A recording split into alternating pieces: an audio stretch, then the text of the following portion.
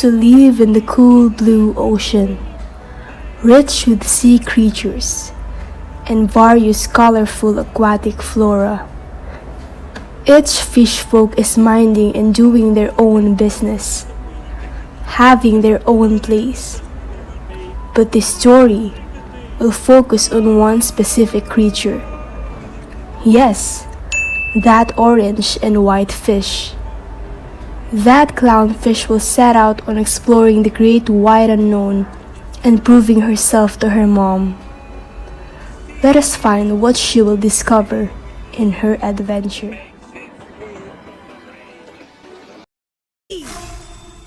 You are in big trouble, young girl.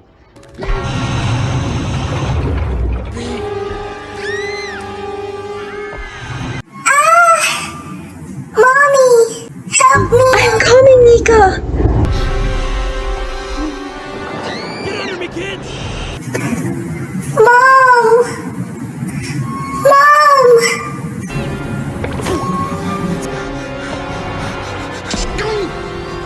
Nika! Nika! Oh, Nika! No! Nika! Nika! Nika! Oh, no! Nika! No! Nika! Nika!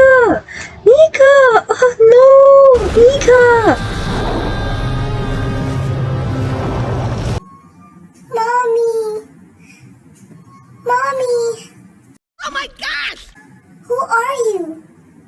I want to go home. Do you know where my mom is? Your mom's probably in the other enclosure. But where are you from? I'm from the fish pond. I'm from the ocean. What? You're from the ocean? Then what are you doing here? While roaming the sea, I was captured by a man. Excuse me, but I don't have the time to explain and I need to get home. My mother is probably worried about me. I can't seem to find a way to get out. It feels like I'm being secluded and confined in a small space. Unlike at home. Take a look at the other fish. Their brand, but no, I'm not getting paid for that. But Melafix is what you want to do. But check this out. So, healthy angelfish, they're going to the surface because they see me and they're waiting for the food. And he's back there secluded. He's isolated. And, that's no bueno. It's no good. I know that look, Nika. Because of the limited space that we currently occupy, we are more vulnerable to disease transmission from one fish to another.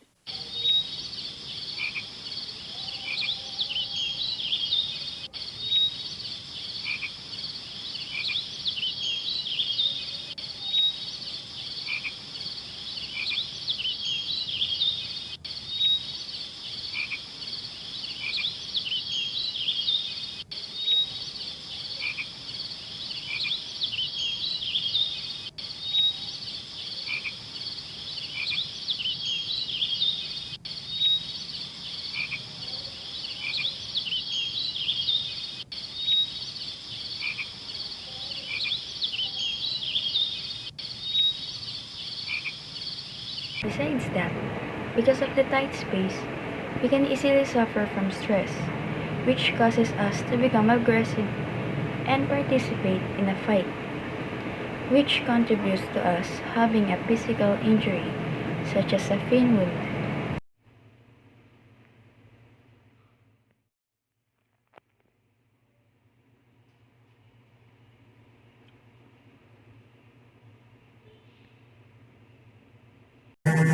Why is she dead?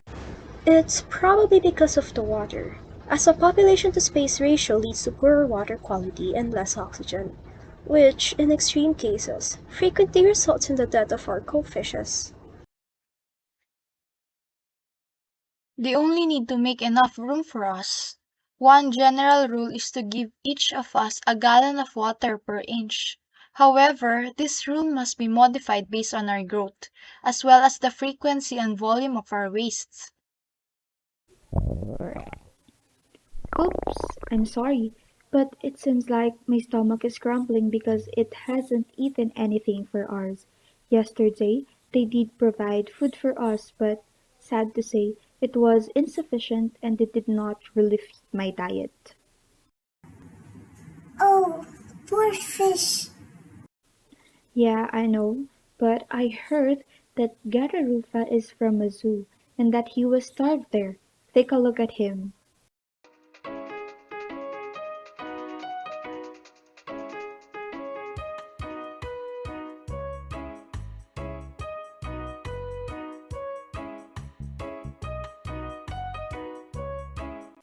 In the Philippines, he can be seen doing fish pedicures for human at Manila Ocean Park. However, under normal circumstances, he does not consume the dead skin of a human feet, but due to his extreme starvation, he is compelled to do so. What a life indeed.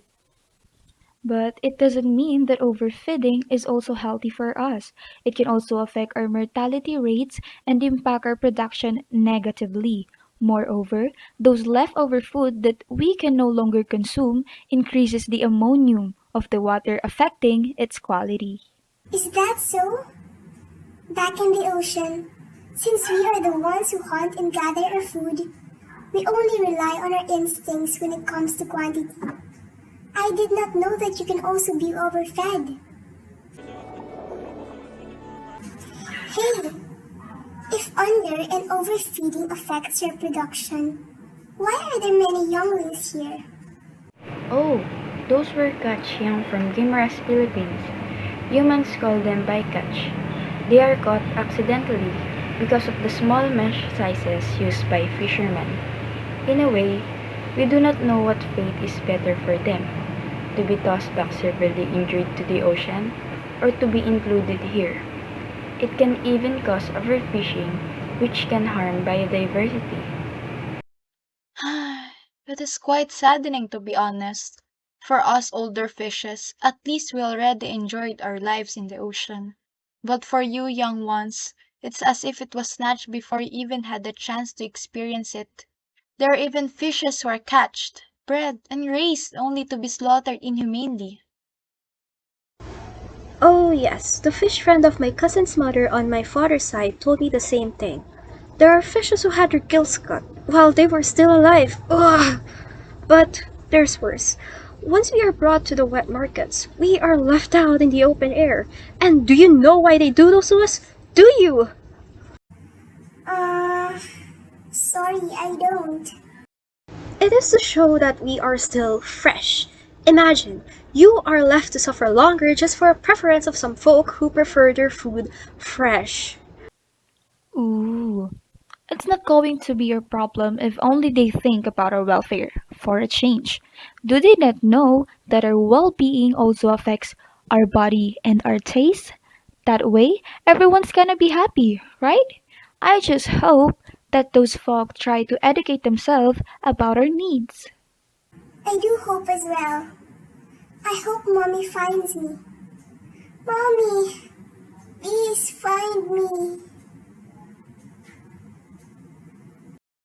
Due to exhaustion, Nika lost her consciousness. Will she ever be reunited with her mom? What more dangers await in her in this new environment? We will find out in the next episode of Finding Nika. Before talking about the fish welfare problems, let us know first what is fish farming. Fish are raised in enclosures for food production in a practice known as fish farming. In terms of producing animal food, it is expanding the quickest. Today, these artificial environments are used to raise roughly half of the fish consumed worldwide. These aqua farms can be either concrete enclosures on land or mesh cages submerged in natural bodies of water. So here are the summarized welfare problems that have been shown in the episode of Finding Nika.